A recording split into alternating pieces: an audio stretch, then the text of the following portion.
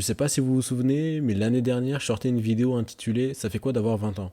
Une vidéo dans laquelle je disais que j'étais perdu et que je savais pas vraiment ce que j'allais faire de ma vie. Eh bien, sachez que depuis, il s'est passé pas mal de choses.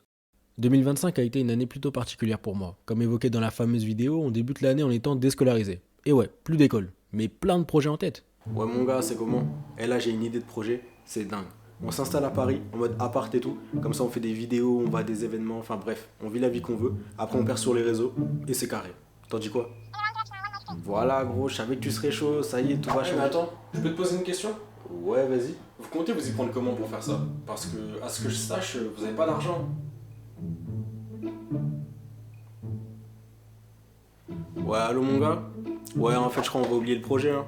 Ouais, au final, la réalité nous a vite rattrapés. Et donc là, on arrive dans une petite période de doute, on sait pas vraiment où on se dirige, tout devient flou.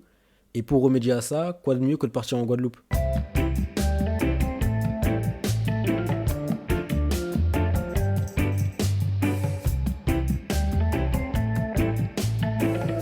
15 ans après mon premier voyage là-bas, j'ai redécouvert mon île d'origine et c'était incroyable. Non, je sais pas si ça se voit, mais j'étais trop heureux. Bon, comme toutes les bonnes choses ont une fin, retour en France, la vie continue. Mais maintenant, je fais quoi au juste? Et ouais, maintenant que les vacances sont finies, il faut trouver quelque chose à faire. Et plutôt que de rester chez mes parents à rien faire, soyons actifs. Donc j'ai trouvé un travail. Et ok, travailler c'est chiant, c'est vrai. Mais grâce à ça, j'ai quand même pu acheter ma première caméra et j'en suis pas peu fier. Mine de rien, le temps passe, la rentrée approche, mais je sais même pas quoi faire par la suite. Je reprends l'école, je continue de travailler et je fais une sorte d'année sabbatique durant laquelle je me concentre sur la création de contenu pour essayer de former quelque chose de solide. Bon, en réalité, le choix était vite fait. J'aime pas travailler, donc retournons à l'école. Ok, on a fait un choix important, mais il en reste un autre tout aussi important après. Dans quel domaine je veux étudier? Et là, j'ai cherché, cherché, cherché. Je me suis remis en question. J'ai repris les recherches et finalement, j'ai trouvé. La communication. Bah ouais, j'aime la création de contenu, partager des choses sur les réseaux, je suppose que ça me conviendrait. Et après avoir passé un entretien dans la formation que je voulais, je suis accepté. Ça y est, un nouveau chapitre commence.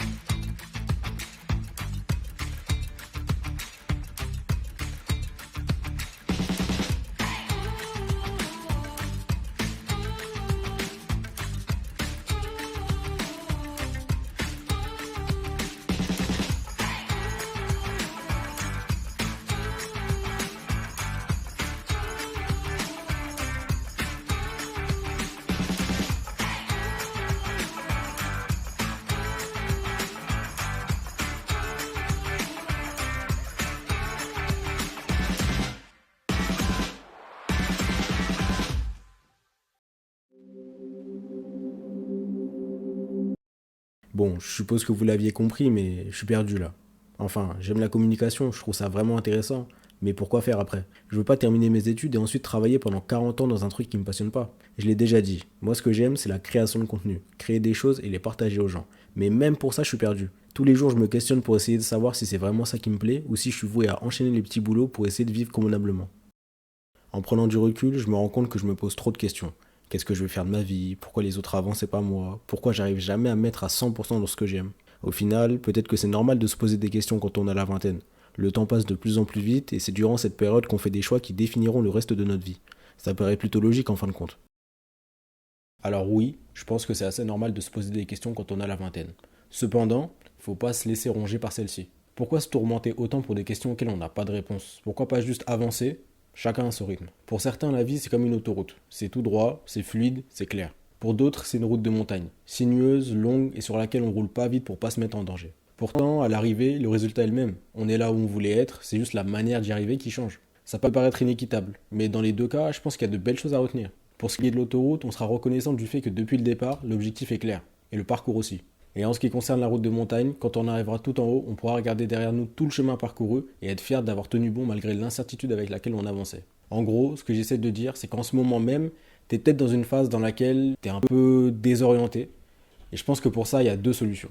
La première, c'est de persévérer. T'es peut-être dans une période dans laquelle t'es perdu, tout est flou, c'est un peu plus compliqué. Je pense que si tu t'accroches et que tu continues d'avancer, tu finiras par arriver là où tu voulais aller depuis le départ. La deuxième, c'est de changer de route. Tu peux t'obstiner à essayer d'avancer, mais si tu te rends compte que c'est pas la bonne direction, tu peux toujours prendre un autre chemin et aller vers de nouveaux horizons.